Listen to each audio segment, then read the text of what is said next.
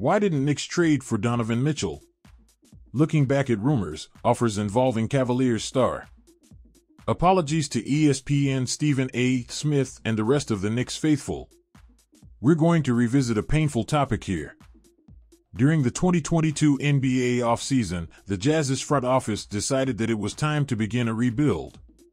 After Utah landed a massive package from Minnesota in the Rudy Gobert trade, a Donovan Mitchell deal felt inevitable.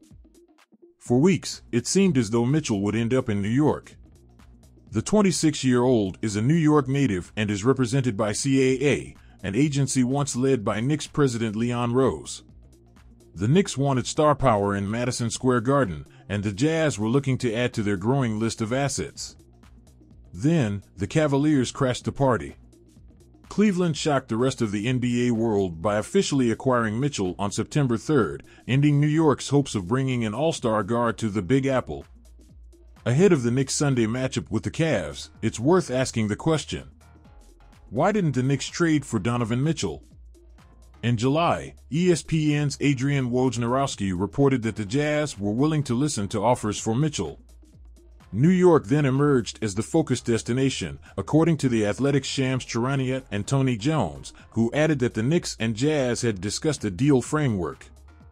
Later that month, though, Charania reported that trade discussions between New York and Utah had stalled out. The Jazz were asking for everything but the Statue of Liberty, per Jones. When the calendar flipped to August, the Knicks and Jazz continued discussing the possibility of a deal. New York was also fielding offers from other teams, per Jones.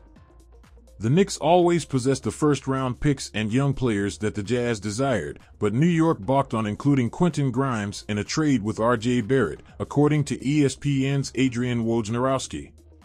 Immanuel Quickley was reportedly suggested as a replacement for Grimes, leading to Utah's request for 3 unprotected first-round picks. Ultimately, the Knicks and Jazz couldn't get on the same page. Utah shifted its attention to Cleveland and never again reached out to New York. What did the Knicks offer for Donovan Mitchell? There were multiple versions of a trade package that the Knicks were willing to send to Utah. The Jazz never backed down from their stance, always asking for more.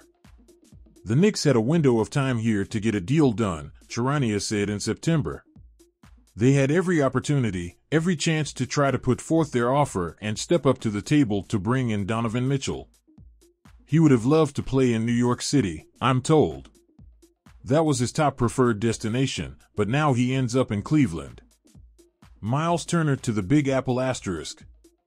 Indiana Pacers receive Evan Fournier, Immanuel Quickley, Cam Reddish, Obi Toppin, Dallas 2023 first-round pick, top 10 protection via New York, Detroit's 2024 second-round pick via New York. San Antonio Spurs, Mitchell Robinson asterisk. Turner trade hypotheticals ring slightly hollow knowing the Pacers don't suck. But he's hitting free agency this summer. If Indy isn't sure he'll extend now or re-sign later or is unwilling to pony up for his new deal, it behooves the franchise to capitalize on his monster 2022-23 campaign pick this year and recalibrate for maximum goodness next season.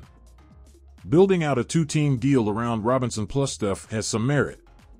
But the Pacers have bigs to develop in Isaiah Jackson and Jalen Smith, and Robinson is already sort of expensive, with 3 years and $42.9 million left on his pact. San Antonio has room for the latter. Not only can it absorb Robinson outright, but Jakob Poeltl's impending free agency muddies the team's future at the 5. The Spurs can also afford to keep both. Robinson's deal is on a declining scale. He'll be making close to backup center money in the final year, $13 million. Richardson is on an expiring deal and doesn't factor into the long haul.